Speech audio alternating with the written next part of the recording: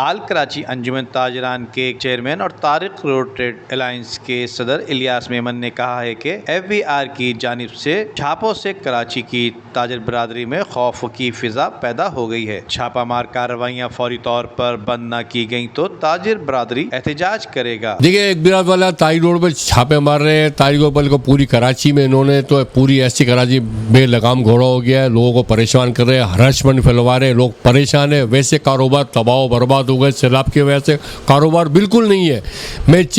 زبیر موتی والوں کو بولتا ہوں، پی آر کے چیئرمین میں ادریس میمن کو بولتا ہوں، مجید میمن کو بولتا ہوں، خدا کا واسطہ ان کو روکا جائے، مفتاح اسماعیل کو بولتا ہوں، میں شہباز شریف کو بولتا ہوں، وزیر اعلیٰ صاحب کو بولتا ہوں، یہ کراچی والوں کو ہراسمنٹ، کراچی والوں کو کراچی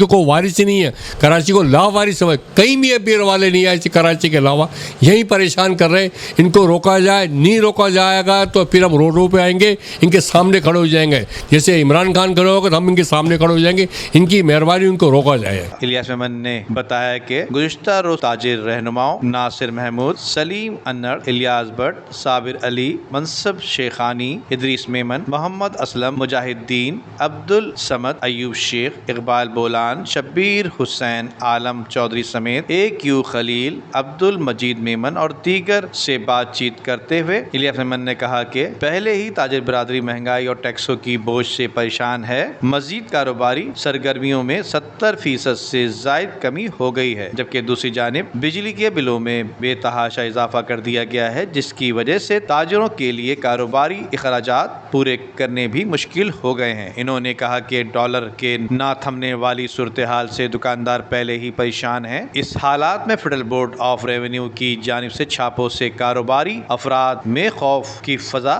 قائم ہو گئی ہے۔ انہوں نے کراچی چیمبرز اور بزنس مین گروپ کے چیئرمین زبیر موتی والا سے مطالبہ کیا ہے کہ وہ اس مسئلے پر وزارت خزانہ اور ایف بی آر سے بات کر کے چھاپہ مار کارروائیوں سے رکوائیں، بصورت دیگر تاجر برادری احتجاج کا راستہ اختیار کرے گی۔ ندیم صدیقی، میٹرو 7 پاکستان۔